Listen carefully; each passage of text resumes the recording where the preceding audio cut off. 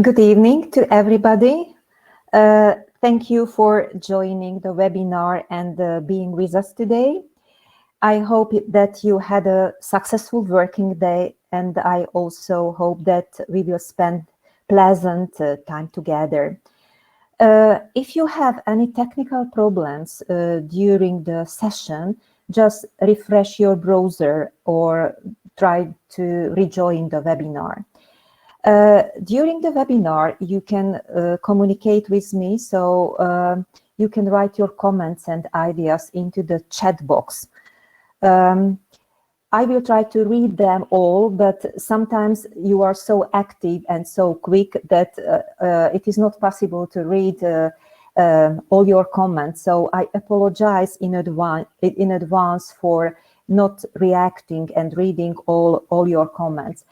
But after the webinar, I usually go through the chat box and I read all your comments. So I think that it's all I wanted to tell you before our session starts. Maybe one very important question, if you can see and hear me. Is the technical, yes, okay, yes. So nobody has technical problems. Thank you very much. So hello everyone again. My name is Judita Totova, and I'm going to have a webinar on fun with grammar for you today. Grammar is an important part of language teaching, but it is often seen in a negative way. Grammar is often named as a subject difficult to teach because of boring grammar rules. But I don't think that learning grammar is just about learning grammar rules. I think that it can also be a very entertaining and creative activity. So in the seminar, I would like to give you some tips and ideas on how to teach students to communicate through grammar structures. So let's have a look at the first or the second slide of my presentation. Okay. And it is about the housekeeping. So what is my webinar going to be about? The first point of my webinar is grammar. So I will start with a very short definition of the grammar. So don't worry, it won't be very long, and I won't be very theoretical. So then I would like to touch on the main approaches to teaching grammar. And the main point of my webinar is to show some funny activities to you that can be used in the classroom. As you could see, the title of my webinar is Fun with Grammar. So let's start with jokes. Do you like jokes? Do you like jokes?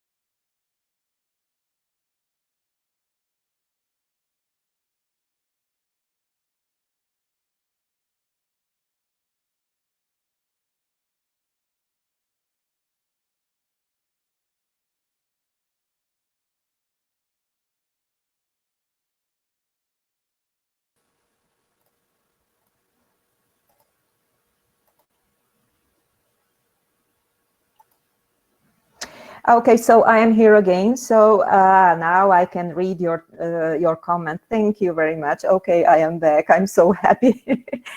So let's go back to the last joke, William Shakespeare. Okay, so what is the past tense of the name William Shakespeare? What do you think?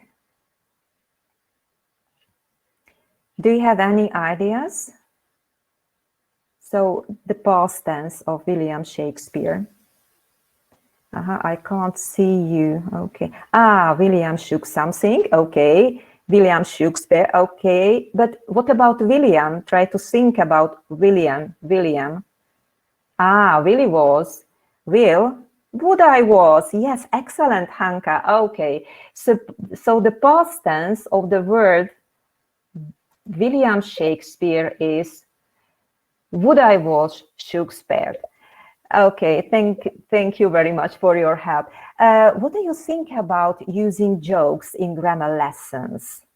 Do you usually use jokes in the lesson, not just in the grammar lesson, but in the lesson? Do you use sometimes? Okay, very little. Okay. Very often, not often. Okay, so you can try to use grammar jokes in grammar lesson at the beginning. They can be used as warm-up activities or brainstorming, and also jokes can be used at the end of grammar lesson just to finish your lesson in a very relaxing way. Okay. And now let's start talking about grammar in a more serious way. So what is grammar? How can we describe the word grammar? Do you have any ideas? What is your definition of the word grammar?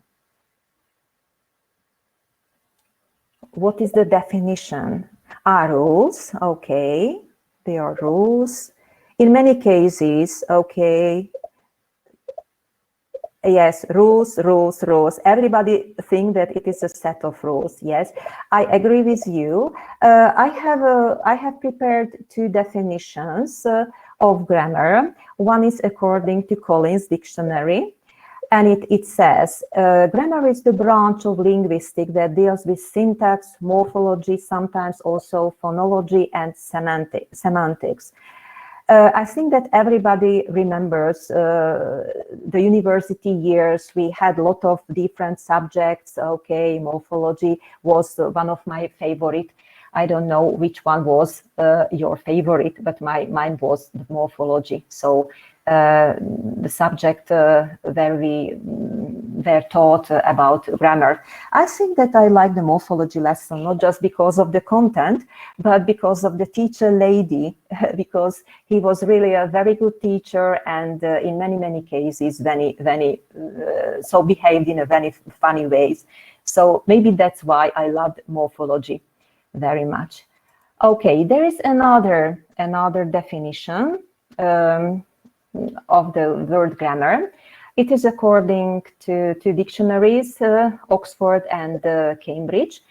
And it says that grammar means the rules in a language for changing the form of words and joining them into sentences.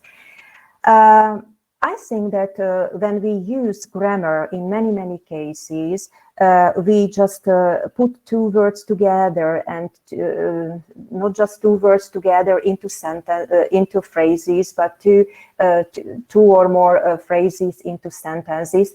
And why? Just we would like to communicate. For example, now we are using grammar. I am using grammar, and you are using grammar, just to understand what I'm saying. I think that maybe everybody knows the origin of the word grammar. It has a Greek origin, and it means grammar or letter. But what about the word grammar school? Grammar school. Have you ever thought about the connection of the word grammar school and grammar? Have you ever thought why do we call grammar school, the type of secondary school, grammar school? Do you have any ideas? Yes, grammar school, it is called gymnasium. Okay, in the Czech and Slovak.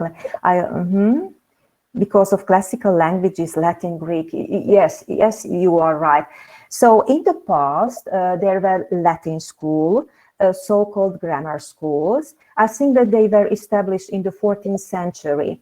And in those schools, so Latin schools, so grammar school, Latin was taught. And you know that Latin has a very complicated grammar. So students had a lot of grammar lessons. So that's why they were called Latin school and later grammar school. But you know that now the curriculum has changed. So, not just languages are taught at grammar school, but many other subjects like history, mathematics, and so on. Okay, so now let's have a look at the two main approaches to teaching grammar. I think that you use both of them, because most of our course books have the structure of PP structure, so presentation, practice, and production. So let's have a look at the two approaches to teaching grammar. So one is called deductive and another one is inductive. Do you use these teaching approaches? Both. Okay, I thought, yes. Okay.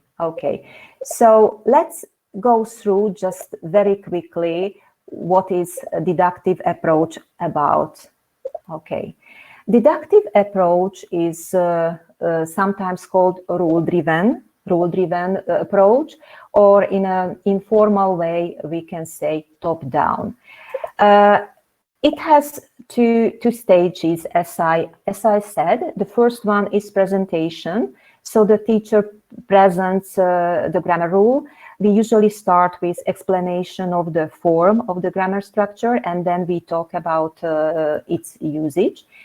Then the teacher organizes the practice. The practice is usually controlled, and the students do different types of exercises. In many cases, students do complete the sentences or gap-filling type of exercises. And the third stage of this approach is the application of the rule, so the production. It is I think that a little bit freer type of work for students, because they just not just use the grammar structure, but usually talk about their experiences and about themselves. As I told you, most of our course books have this structure, this PPP, presentation, practice, and production structure. Everything has its pros and cons. So what do you think? What are the pros? What are the positives of this approach? Why is it a good idea to use this approach in the lesson? It's easy and fast. Okay, speed, so fast, structured, good. Okay, it's clear. Better memorizing, quicker. Okay, so I did a little summary. So, and I agree with you. So this approach is very easy to use because it gets straight to the point. You don't need long preparation because the grammar is taught the way it comes up. We have more time for practicing, for example, and I think that this approach is suitable or more appropriate for most learners, and it can also be easier for less experienced teachers, as there is more control of outcomes. So what about the negatives? So boring, artificial, yes. Structure, okay, but boring, yes, I agree with you. So this approach is more teacher-centered, so that's why it is very boring for students, and students are just the passive listeners. Okay, now let's have a look at inductive approach. Inductive approach is called rule discovery or bottom-up approach. It also has 3 stages. The first, the teacher gives a kind of input or examples without explanation to students. It is usually a text or dialogue, or it can be for example, a record, an audio, or maybe a video record. It depends on the level of, so the age of students you teach. The second stage is when students have the task to work out the pattern or the rule, and it is very time-consuming. The students usually work in pairs or groups, and they try to work out the pattern using the text. Sometimes when you can see that the students are just struggling with the rules, I think that it is a good idea to help them with a little explanation. The third stage of this approach is practicing application of the rule, but it is, I think, that very, very short because of the long second part, I mean, working out the rule. So practicing and application of the rule you can do with your students maybe in the next lesson. Let's have a look at the pros of this approach. So what do you think? Why is it a good idea to use it? Yes, I agree with you that it is very difficult especially for dyslexic learners, okay? But let's have a look now at pros. Okay, students are active. Okay, it's challenging, more interesting. Yes, I agree with you. And let's have a look at my summary again. Yes, students are active, the rules are meaningful for them, more memorable, and this approach gives the students the possibility of using the target language, not just for working out the patterns, the rules, but also for practicing the 21st century skills. Let's think about problem-solving skills, or maybe collaboration, cooperation. And what about the negatives?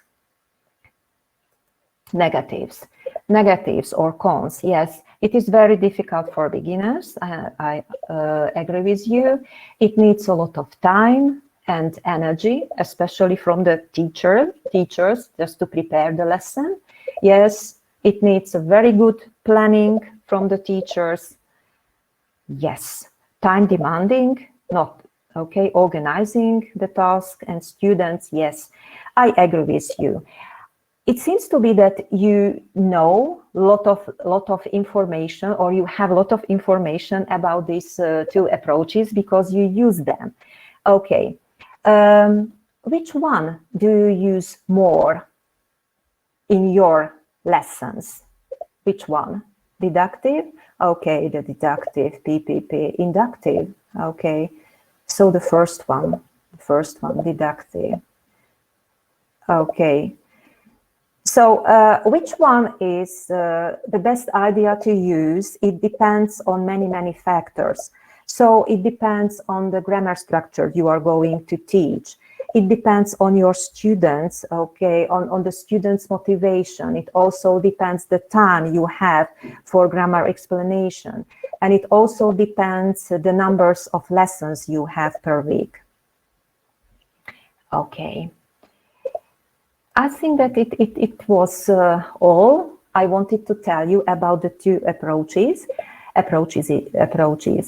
Now let's have a look at students' feelings. How do they feel when it's time for grammar? What do you think? How does the boy feel? because grammar lesson. It's time for grammar lesson. Oh no, bored. Yes, bored. Nobody like, yes, bored. Yes, usually bored. Okay, because students usually think about the grammar lesson that they are boring. I mean, the lessons are very boring, very difficult for them. Yes, and in many cases, the students ask, what is the point? Will I use this or that grammar structure? Yes. Now let's have a look at teachers' feelings. How do you feel when it's time for grammar? Happy. Oh, good. Important. Good. Happy. Happy. Oh, so it seems to be that you like grammar lessons very much. Okay, so what about the lady who you can see in the slide? Okay, she feels maybe challenging or I don't know, exciting and fun. Okay, yes, good. And now let's have some fun. So I would like to present some activities for you, not just for you, but for your students as well, that can be used in the lessons. So the first one, or let's start with games. Do you use games in the lessons? Do you? Yes, yes, yes, I do. Okay. Good. I think that games have a great educational value because games make learners use the language, not just think about the correct grammar structures. And games encourage students to interact, to be creative and cooperate. I love using games. So let's start talking about using grammar board games. The preparation for using games, I think that it's very, very, or less time using or not very time consuming, I think. You need not just the students, but you need a board game. I have prepared some board games. Okay, I will present them to you in 1 minute. And you also need some counters. Counters can be different things. For example, buttons. I usually use, for example, buttons or just paper clips. Okay, or maybe you can use maybe shells. So there are many, many possibilities. Let's have a look at the first game. The game is about practicing prepositions, at, in, on, so time prepositions. This game you can use when you teach small children at primary school. The task for them is just to use the preposition, the correct preposition with the words. And you can give them not just this task, but also students can make sentences using the words and using the preposition. It is very difficult to talk about the instruction and the rules, because you know that usually every game has its rules, but the teachers are very, very creative, and according to the situations and according to the students and students' interest and motivation, they can create new rules. So maybe you will play this game not the same way. Let's have a look at another grammar board game, conjunctions. This game can be used the same way. I mean, the students have to use the conjunctions in sentences. If they create a correct sentence, they can continue in the play, and if not, they have to miss a turn. Let's have a look at two more. Games can be used, for example, for practicing present perfect. As you can see, the students have to ask the question, so answer the question.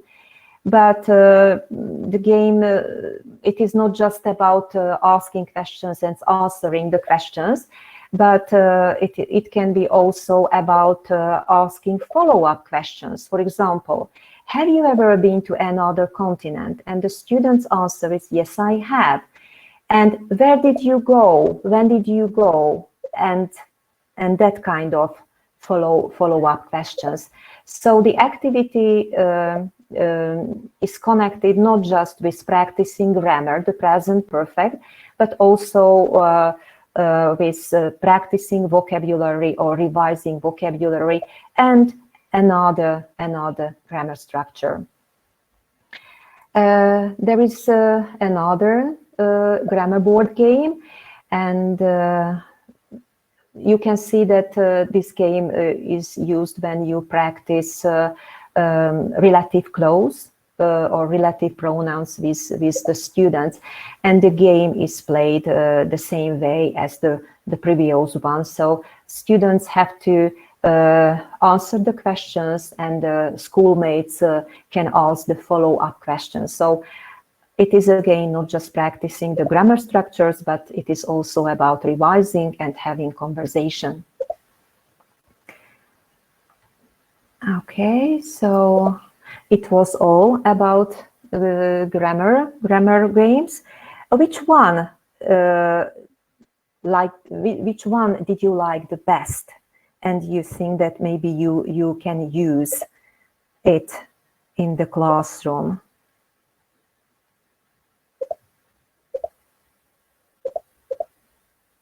Have you ever? Okay, all of them. Okay, try. But you know that you can create your own grammar board game, and you can change the content, and when you change the content, you can play the game with not just with small children, but with lower secondary school students or upper secondary school students as well. Now let's have a look at using photos in the classroom. For me, using photos in the classroom is like getting fresh air into the classroom or into the activity. So I would like to share some activities with you when you can use photos. My students like this one. So I ask, the first step you should do just to ask students to bring a photo. It can be a photo where there are people, so group of people, or I like using class photo because the students know each other, and I can do more activities using the class photo. What do you think? What kind of activity can be done, or what kind of grammar structure can be practiced using class photos? Class photos. Descriptions, okay. Description people, okay. Just description, I mean physical appearance, comparative, okay. As I told you, the students know each other, so they can practice not just preposition, not just a description of people, I mean physical appearance, but feelings as well, and character traits, because they know, yes, Jana, you are right, I agree with you, okay. So class photos can be used for many activities and for practicing many grammar structures, vocabulary, and speaking skills. The next photo that can be used for practicing grammar, especially present continuous, I used from the course book Wider World. I don't know if you know this course book. There are a lot of very nice photos that can be used in the classroom, and not just photos, but video records that can be used again for practicing grammar or grammar structures. So this photo can be used for practicing grammar tenses and also for practicing, for example, question formation. And there is the last one with photos. This activity with some words, adjectives can be used for practicing comparative. The activity for students is just to think and create sentences using words, I mean adjectives in comparative force and pictures. You can make this activity more competitive for them, just giving time. So tell the students, okay, you have 1 minute to write as many sentences,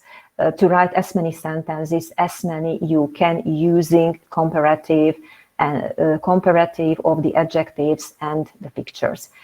So just to sum up, photos can be used for practicing preposition, adjectives, different grammar tenses, and vocabulary.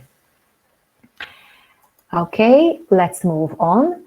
Not just class photos and family photos can be used in grammar lessons, but photographs of famous people are very, I think, for me and for my students, it's very popular activity when I use or motivating activity using photographs of famous people, because they can practice not just the grammar structure in a controlled way, but they also use the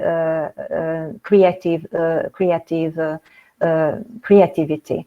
So I will show you some photos of famous people, and using the grammar structure, try to think about the person and his or her job. So the task for students is, what is she going to be when she grows up? So you can practice with your students not just going to structure, but also time close. So what do you think about the number 1 picture? Actor, okay. So actor, singer, okay. Actress, okay. Performer. Do you know the person? Who is the person in the photo? Angelina Jolie. Angelina Jolie? Yes, Angelina Jolie. Okay. What about the second picture? So what is she, or the second picture, is going to be when she grows up? Actress Jennifer Lopez. Yes, you're very clever students. Okay, singer, good. And what about the third one? So, sportsman. Who is the person? Do you know? Marek, yes. Okay. Marek Hamšík, so yes. Okay, so the third person is going to be a sportsman when he grows up. Okay, excellent. Thank you very much for your help. Good. What's wrong with this picture? It's a great activity or the great way to practice modals like should, shouldn't, must, or mustn't. First, ask students what is wrong with each picture, and then let or have the students tell where the items should be. For example, the first picture is about eating pizza in the bed. So the student's answer can be, you mustn't eat pizza in the bedroom. You should eat at the table. So again, this activity is a controlled practice activity, or a controlled practice activity of grammar structure, but in a very creative way. Okay, I like this activity very much, because really it takes just a little time for preparation. You need just common everyday objects like paper clips, or maybe rubber bands and key rings or coins. And the task for students is to think individually of as many things as possible the objects could be used for. After some times, the students compare their suggestions in small groups. So it is again a very funny and creative activity. So what about your ideas? What can we do with the paper clip?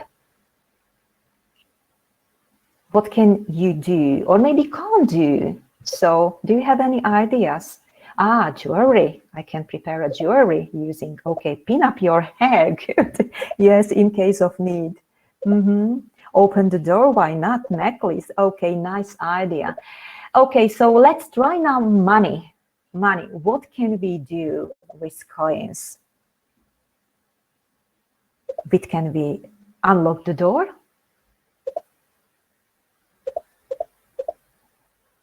Oh, shop, yes, of course. Play a game, yes. Make a collection, okay. Yes, okay, thank you for your help, good. Let's move on and let's talk about guessing games. I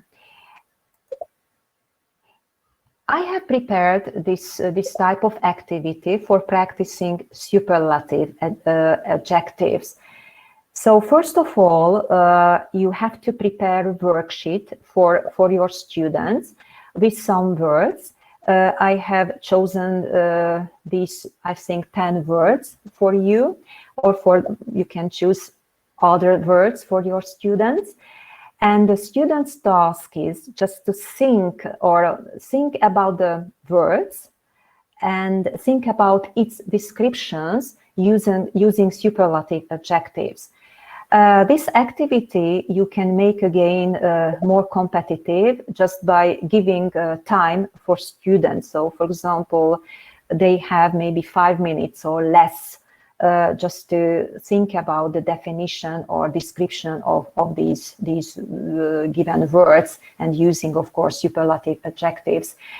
This activity is not just about grammar, not just about repetition of vocabulary and grammar structure, but it is also about CLIL. I have the word Jupiter, for example, so I think that just to describe this word, Jupiter, one of the planets, they need some information that they learned maybe in geography lesson. Okay, so now let's try this activity. Choose one word. You can choose any word and try to write a short description using the superlative adjective. So you can choose diamond or cheetah or water, so any word. Give me some. Diamond is the hardest mineral, good. Okay, the shortest date, 21st of December, good. The Beatles are the most favorite. Okay, yes. Okay, very nice ideas. Good. Okay, thank you very much. And now let's have a look at my ideas. Okay, I think that you have the same descriptions or similar descriptions that I prepared for you. Okay, good. Now let's have a look at crosswords. This crossword was or has been designed to have students learn how to use correctly the present perfect and also practicing the third form of the verb. So what should the students do with this activity, or how is it played? So usually this activity or completing the crosswords is played in groups or in pairs. So the students first have to read the question, have you ever blah, blah, blah in the Pacific Ocean? And they have to think about the missing word. And if they found a missing word, they have to think about the third form of this word. So swim is the right word or the word that is missing, and the third form is swam. And after the crossword is completed, so they can have a real conversation using the questions and the words in the crossword. crosswords. For example, have you ever swum in the Pacific Ocean? The student's answer is, yes, I have.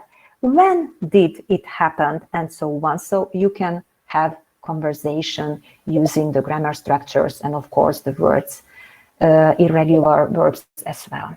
Okay, let's move in. Think of a word. Have you ever heard about this activity? Think of a word. Do you know this activity? No, no. It's very easy for preparations because you need just to find one good picture. One good picture. So, and what do students do with the picture? So, the picture can be used for practicing, again, comparison of adjectives. For example, you can practice not superlatives of the adjectives, but comparatives. The first step you should do is just to think about some sentences or just the words or adjectives in comparative form that the students have to use in this game. So the student's task is think of a word that is bigger than a car, or think of a word that is smaller than a car. You can choose the adjectives, the words that are, for example, used in the lesson. So in that way, you can practice not just grammar structures, I mean comparative of the adjectives, but you can also revise vocabulary with your students. Okay, let's move on. I would like to share two kinesthetic activities with you. One is called Four Corners. This activity you can use really in every room because every room has four corners. The activity that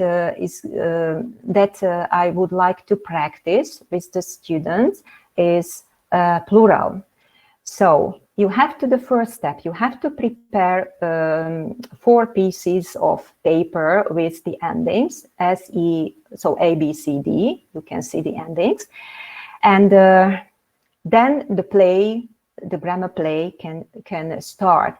So you choose some words you want to be practiced in the lesson, for example, fish, toast, or butterfly. And you have to tell the word to the students. So just read it. For example, fish. And you have to give a little time to your student just to think about the ending of this word fish, and to give time to go to the right corner and stand in the right corner. So you can see it's really a very easy activity. I know that maybe some students will just wait for schoolmates because he or she is not sure which ending is the right ending. So in that case, you can prepare a list of words for students. And after reading the first word, you should ask the students that, okay, think about the plural of the first word. For example, the first word is fish, and write which corner you will go and stand in. And you can check it later, for example. This activity can be used, for example, with not just small children or lower secondary school students, but upper secondary school students as well. You just have to change the contents. For example, it can be used for practicing phrasal verbs. Okay, So another kinesthetic activity is called Jigsaw Puzzle Challenge. Take pictures and photos. The number of the photos depends on the number of the students in your group, and cut it into 4 pieces. Give each student a jigsaw piece. They mustn't show their piece to anyone, and the students then mingle and question each other about what is on their puzzle piece to try and try to find people with pieces of the same jigsaw. The object of the game is to find all pieces and put together the jigsaw. The first complete picture puzzle wins. So this game can be used, for example, when you are practicing prepositions, or, for example, not just for practicing grammar, but also for practicing vocabulary. Okay. The next game is called Invisible Grammar Guy. I like this game very much, and I think that this activity can be used for revising vocabulary, the lexis, and for revising grammar structures. Divide students into 2 teams and read one word from the vocabulary that you want practice with students or just revise with students to the first students in the group, and the student has to say the word, spell it, and use it in a sentence correctly. And if the student uses the word correctly, he or she erases one part of the other team's grammar guide from the board. If the word is spelled wrong or the sentence isn't correct, nothing gets erased and you move on to the next team. You will see the students' faces. They love this activity. Really, I think that you should try this one. Okay, now let's have a look at practicing irregular verbs. I think that practicing irregular verbs, sometimes it is about memorizing, about drilling, so making drilling type of activities, but it can also be a funny and a creative type of activity or practicing too. So choose, the first step is you have to choose a good text. It can be really just an article or a dialogue. And the task for students is just to read the text and mark the irregular verbs in the article. After reading, the students can write down just the irregular words, and the next step for them is to use the irregular verbs in the sentences. You can, or the students can create not just sentences separately, but they can also create, for example, story, for example. Okay, so I just wanted to ask you if you remember the irregular verbs from the text, because I didn't. Okay, maybe we won't do this activity because I didn't give you time for reading. So this activity, it was taken from the course book Wider World 2.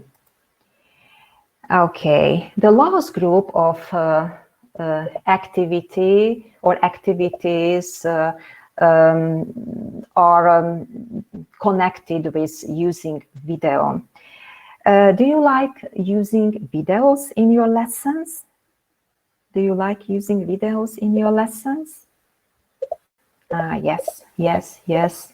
Okay, so I have prepared this activity for you. We can try it together. Let's try to practice simple past in questions. So what will we do? I will play the video, and when there is a question in past tense, I will pause it, stop it, and you have to think about the answer to the question that is in past tense. And of course, you should use simple past in your answers. Okay, so let's have a look at it. I will try to share the video with you. Okay, I need a little time, sorry. Okay, okay. I use two monitors, and sometimes it's just I need a little time for, okay, share the video. Okay, and this one. Okay.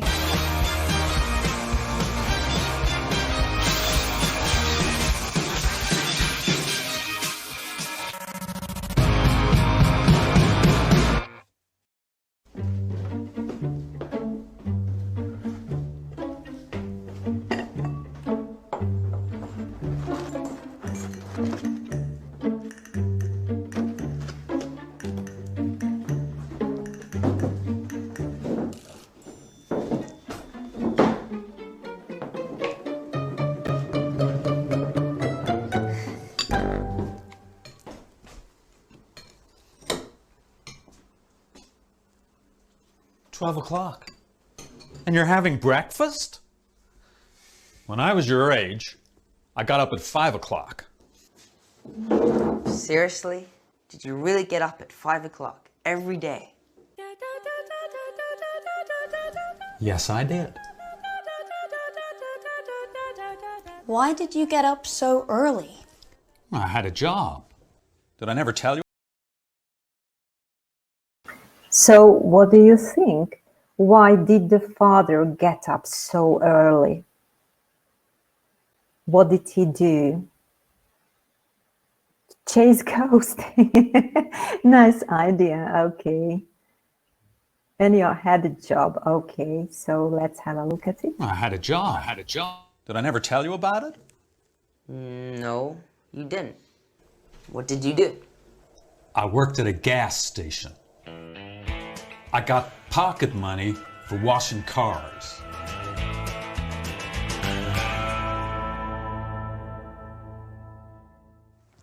So, did you leave school when you were 13?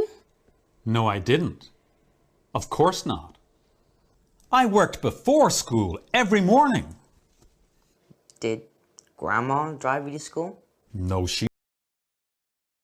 What do you think about this question? Okay, so the video can be used that way for practicing, for example, past simple. Okay, let's have a look at another activity where the video record can be used. Okay. Yes, you can use for practicing different grammar structures. You can use funny videos that you can find on YouTube. My students like Mr. Bean's videos very much. So it is the last activity I would like to share with you. So I have just maybe 4 minutes. So let's try. I will play the video for you, and your task is just to think about the grammar structures that can be practiced using this video. Okay?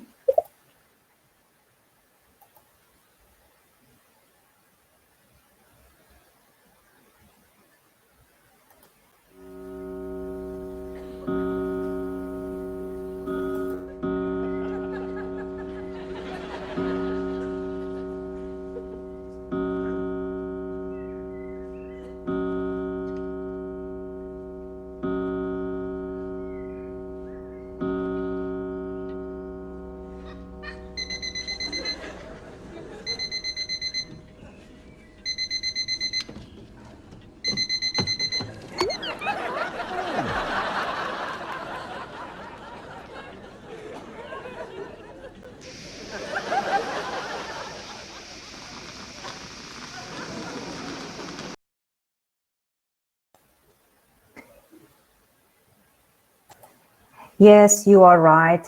This video can be used for practicing many grammar structures, not just grammar structures, but vocabulary as well. It was the last slide with grammar activities. So let's sum up my webinar. So we were talking about grammar. We were talking about the main approaches to teaching grammar. And I also showed a lot of activities. I hope that they were funny activities that can be used in the classroom. I hope that you liked my ideas and my tips. I apologize for not reacting all your comments. I apologize for my mistakes. I'm a teacher, but I'm also under the stress when I'm having the webinar. So I'm sorry, but it happens to me. If you would like to use some of the activities, you can just ask for a sample of the book Wider World, because I used some activities from that course book. If you want to contact my colleagues in the Czech Republic, so use the first email address, methodic@venturesbook.com. If you are a teacher from the Slovak Republic, so use my email address. So thank you very much for being so active, so giving me very nice ideas. And I hope that we will see you one day, not just online, but maybe face to face. I wish you really successful and stressless working days, and lot of health. So take good care of yourself and try to be really and stay healthy. Okay, so thank you very much and have a nice evening. Bye.